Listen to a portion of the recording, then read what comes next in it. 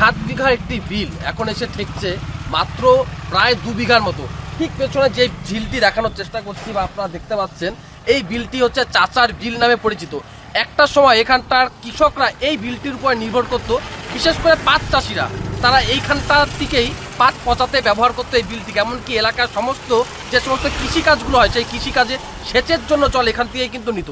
যে 7 বিঘা ছিল, যেমনটা এলাকাবাসীর অভিযোগ, সেই 7 বিঘা ঝিল মাত্র 2 বিঘার মতো হবে, এমনটাই কিন্তু বলছে তারা। ঝিলটা আগে বিশাল বড় ছিল, 7 বিঘা ছিল, আমি এসে দেখছি। এখন কতটুকু আছে? এখন 1 বিঘাও নাই। তো দখল হয়ে যাচ্ছে কি? দখল হয়ে যাচ্ছে চতুর্পাশ দিয়া। পরিযায়ী পাখি পশ্চিম পাশে গেছে, দক্ষিণ পাশে গেছে, উত্তর পাশেও গেছে।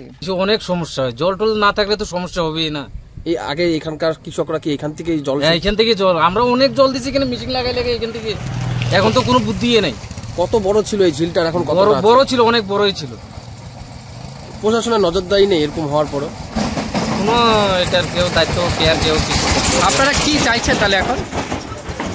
এখন আমরা চাই এটা একটু হোক, মেরামতি করে আমাদেরও সুযোগ সুবিধা হবে। তাহলে অভিযোগ, দীর্ঘ সময় ধরে প্রশাসনিক উদাসীনতার কারণে এই অবস্থা, যার কারণে কিন্তু চরম সমস্যায় পড়ছে এলাকার কৃষকরা। শুধু তাই নয়, শীত পড়লে কিন্তু একটা সময় এখানটায় প্রচুর পরিমাণে পরিযায়ী পাখিরা ভিড় জমাতো। তবে অভিযোগ, বেশ কয়েক বছর থেকে কিন্তু পরিযায়ী পাখিরা আর এখানটায় আসছে না। উপপ্রধানের অভিযোগ করছে, বেআলানো থেকে শুরু করে প্রশাসনিক আধিকারিকদের একাধিকবার জানানোর পরেও কোনো পদক্ষেপ নেয়নি। এমনকি কৃষকরা বলছেন যে দ্রুত যেন এই ঝিলটিকে আগের রূপে ফিরিয়ে নিয়ে আসে প্রশাসন।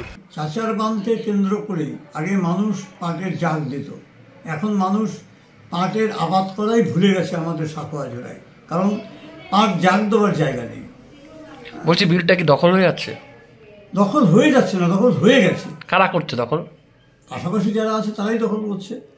আমরা এটা নিয়ে এডিএম ডিএলআরওকে চিঠি করেছিলাম, আমরা বিএলআরওকে চিঠি করেছি, সংবাদ মাধ্যম এটা নিয়ে ফলাও করে খবর ছেড়েছে, কোথাও কিছু। একটা বাস্তু অন্তত নষ্ট হয়ে যাচ্ছে তাহলে পরে। হ্যাঁ, একদমই একদমই তাই। এখন দেখার বিষয়, শেষ পর্যন্ত এই ঝিলটি আগের রূপে ফিরিয়ে আনতে পারে কিনা, এটাই এখন প্রশ্ন। বানাহাটের আংনাবাসা থেকে শুভজিৎ দেবনাথ, কলকাতা টিভি।